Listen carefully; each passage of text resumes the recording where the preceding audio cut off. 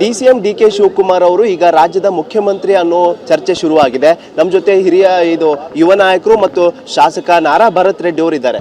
Sir, ಈಗ ಕಾಂಗ್ರೆಸ್ನಲ್ಲಿ ಹೊಸ ಮನ್ವಂತರ ಶುರುವಾಗಿದೆ ಸರ್. ಸಿದ್ದರಾಮಯ್ಯ ಅವರು ಇವಾಗ ರಾಜೀನಾಮೆ ಕೊಟ್ಟಿದ್ದಾರೆ.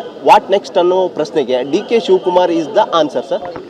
ಈಗ ನಮ್ಮ ಹೈಕಮಾಂಡ್ ತೀರ್ಮಾನ ಮಾಡ್ದಂಗೆ ಮತ್ತು ಸಿದ್ದರಾಮಯ್ಯ ಸಾಹೇಬರು ಕೂಡ ಸಮ್ಮತಿಯಿಂದ DK ಶಿವಕುಮಾರ್ ಅವರು ಮುಂದಿನ ಮುಖ್ಯಮಂತ್ರಿಗಳಾಗಿ ಪ್ರಮಾಣ ವಚನ ಮಾಡ್ತಾರೆ.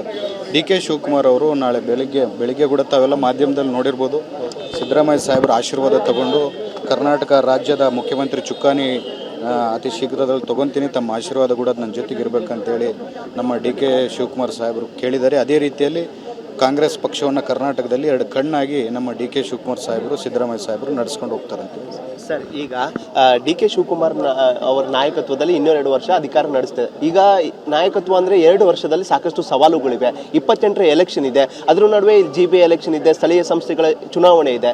ಇದ್ರ ಜೊತೆ ಪಕ್ಷ ಸಂಘಟನೆ ಕೂಡ ಮಾಡಬೇಕು. CM ಸಿದ್ದರಾಮಯ್ಯ ಅವರು ರಾಜೀನಾಮೆ ಕೊಡ್ತಾರೆ. ಆದರೆ ಅವ್ರದ್ದು ಭಾಗಿತ್ವ ಏನು ಅಂತ ಸರ್?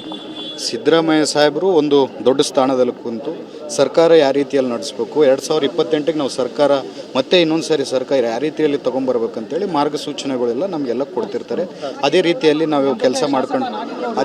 ನಾವೆಲ್ಲ ಕೆಲಸ ಮಾಡಿಕೊಂಡು ಸರ್ಕಾರವನ್ನು ಅಧಿಕಾರಕ್ಕೆ ತೊಗೊಂಬರ್ತೀವಿ. ಸರ್, ಕೊನೆ ಪ್ರಶ್ನೆ. ಈಗ ಸಂಪುಟದಲ್ಲಿ ಯುವ ನಾಯಕರಿಗೆ ಸ್ಥಾನಮಾನ ಕೊಡಬೇಕು ಅಂತ, ಈಗ ಅದರಲ್ಲೂ ನೀವು ಕೂಡ ಯುವ ನಾಯಕರು ಮತ್ತೆ ಬಳ್ಳಾರಿ ಭಾಗದಲ್ಲಿ ದೊಡ್ಡ ಪ್ರತಿಷ್ಠೆಯ ನಾಯಕರು, ಈ ಸಂಪುಟದಲ್ಲಿ ನಿಮಗೂ ಸ್ಥಾನ ಸಿಗುತ್ತಾ ಅನ್ನೋ ಸಚಿವಾಕಾಂಕ್ಷಿ ಇದ್ದೀರಾ ಅಂತ? ಇಲ್ಲ, ನಾನು ಯಾವತ್ತೂ ಆಕಾಂಕ್ಷಿ ಏನಿಲ್ಲ.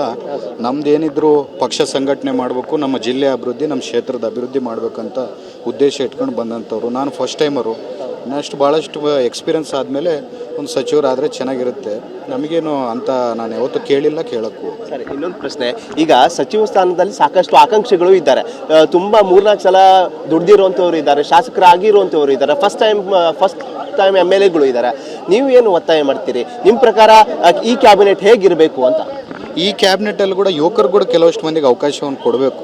ಯಾಕಂದರೆ ಯುವಕರು ಬಂದಾಗೆ ಹೊಸ ಬ್ಲಡ್ ನಮ್ಮ ಪಾರ್ಟಿ ಕೂಡ ಬರೋಕ್ಕೆ ಸಾಧ್ಯ ಆಗುತ್ತೆ.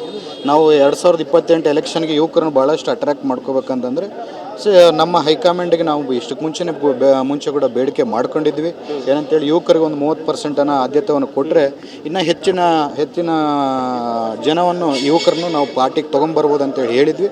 ಅದೇ ರೀತಿಯಲ್ಲಿ ಕೂಡ AICC ಅವರು ಮಾಡ್ತಾರೆ ಅಂತ ನಂಬಿಕೆ ಇದೆ. ಸರ್, ಈ 2 ವರ್ಷದಲ್ಲಿ ನೀವು DK ಶಿವಕುಮಾರ್ ನೇತೃತ್ವದ ಸರ್ಕಾರದಲ್ಲಿ ಏನು ನಿರೀಕ್ಷೆ ಮಾಡ್ತೀರಿ? ಯಾಕಂದರೆ 28ಕ್ಕೂ ಇದೇ ಮುನ್ಸೂಚನೆ ಆಗುತ್ತೆ, ದಿಕ್ಸೂಚಿ ಆಗುತ್ತೆ ಅಂತ.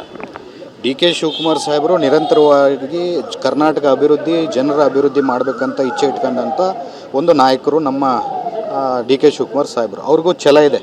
ಏನಂತ, ನಾವು ಸರ್ಕಾರ ಮತ್ತೆ 28ಕ್ಕೆ ಮತ್ತೆ ಸರ್ಕಾರ ತರಬೇಕು, ನಮ್ಮ ಶಾಸಕರಿಗೆಲ್ಲ ಅನುದಾನಗಳು ಕೊಟ್ಟು ಅಭಿವೃದ್ಧಿ ಮಾಡಿ ತೋರಿಸ್ಬೇಕನ್ನೋದು ಏನು ಸಿದ್ದರಾಮಯ್ಯ ಸಾಹೇಬರು ಯಾವ ರೀತಿಯಲ್ಲಿ ನಡ್ಕೊಂಡು ಹೋಗ್ರೋ ಅದೇ ದಾರಿಯಲ್ಲಿ ಇವರು ನಡ್ಕೊಂಡು ಹೋಗ್ಬೇಕಂತೇಳಿ ಒಂದು ಛಲ ಇದೆ. ಅವ್ರು ಕೆಲಸ ಮಾಡ್ತಾರೆ ಅಂತೇಳಿ ನಮಗೆಲ್ಲ ನಂಬಿಕೆ ಇದೆ. ಇದಿಷ್ಟು ಯುವ ನಾಯಕರು ಮತ್ತು ಯುವ ಶಾಸಕರಾದಂತಹ ನಾರಾ ಭರತ್ ರೆಡ್ಡಿ ಅವರು ಆಡಿದ ಮತ್ತು ಕ್ಯಾಮ್ರಾ ಪರ್ಸನ್ ರಘು ಜೊತೆ ಈರಣ್ಣ ಬಸವ, TV9 ಬೆಂಗಳೂರು.